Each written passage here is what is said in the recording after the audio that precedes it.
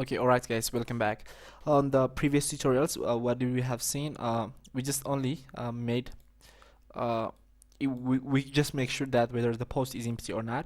If it is empty, if it's not empty, just we came here and return a string which is called set. So on these tutorials, what we are going to do, we are going to do some validations for these forms. Okay, the first validation will be we're gonna make sure each and every field which have got the asterisk symbol are not empty or not. Just let me make this asterisk also because this is required. So what I will do, I will make an array. Okay, let me call this array to be required fields.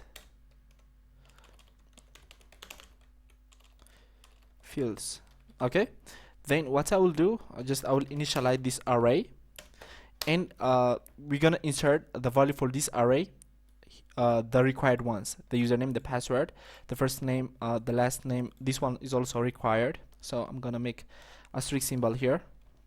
So we just gonna insert this data here. So why we are doing this on the array form, because it's gonna make our checking more flexible. Okay, for instance, think of a scenario that you have an additional field here. For instance, let's call this gender, and if you want to make this thing required, what you have to do and just come here and delete this part. When we are done, just you probably will see that the use of using this array for this program. Okay, so let's make a username here. This will be the name here. This will be the name, username here. Okay, then there will be a password, and there will be a password again. I'm just inserting the names for the fields. Okay, and the next one is gonna be the first name. It have got underscore. Then there gonna be a last name here. The last name is not required, so I'm gonna remove that. There will be email. Okay, so what we are going to do, first, before, let me show you something. Let me print R all of the fields here, the post, and I'm gonna say this is true, and let me embed this thing in the pre-tag. I'm gonna show you what we are doing in a second. Okay, so let me embed this thing in a pre-tag, and let's code this thing out. Okay, so let's come here and refresh our page and come register. So as you've seen, the post is an array which consists of keys and values. Okay, these parts are keys. Okay, the one which next to here, which is which the pointer is pointing to, okay, is called the value. Okay, so you got the username, you got the password, you got the password again, the first name, the last name. This will be the name for our fields. Okay, in another term, these things are called a key. So what we are going to do, we are going to make a for each statement.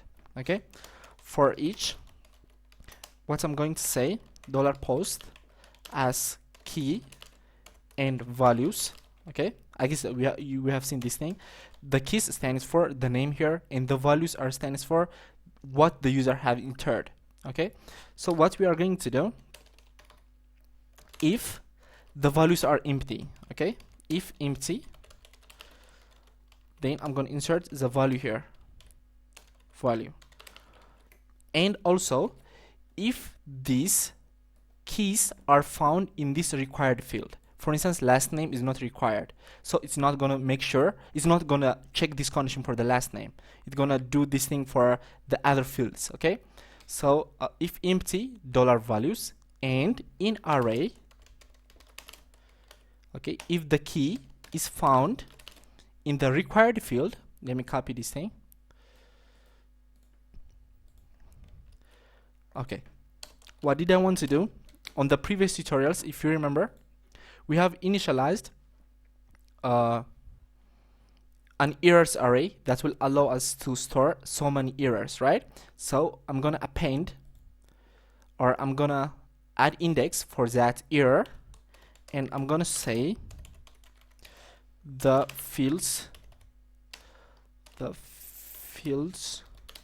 with asterisk cannot be blank. Okay, So let's come here and print our errors here, and let's see, or let's check our program whether it works or not. Errors. Okay, so let me come to my browser here and reload this page again. So let me press register here. Okay, it says the field must script blank blank, something like that, but this is doing things redundantly. For instance, we have got almost, I guess, 1 2 3 4 5 fields, right? So it starts counting from 1 and comes to 0. It keep on like repeating the same error message again and again, but we don't want, because it is annoying for the user to display such kind of so many errors, right? So we have to reduce this thing. So if there is any field which is left blank, I want to display this thing. So I don't want to display this thing that whenever the place the error is found. Okay, so rather what I will do, I will use break one statement. It means if there is any one of the field is empty, just display this thing. Okay, that's what it stands for. So let me come and reload my page. Just let me refresh and send the data again.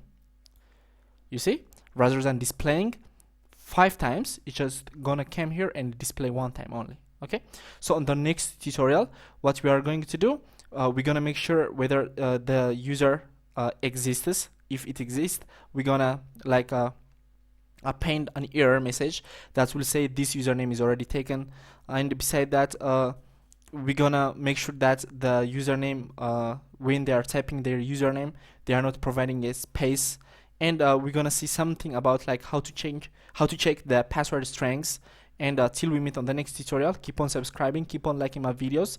Big up for yourself. Peace and love.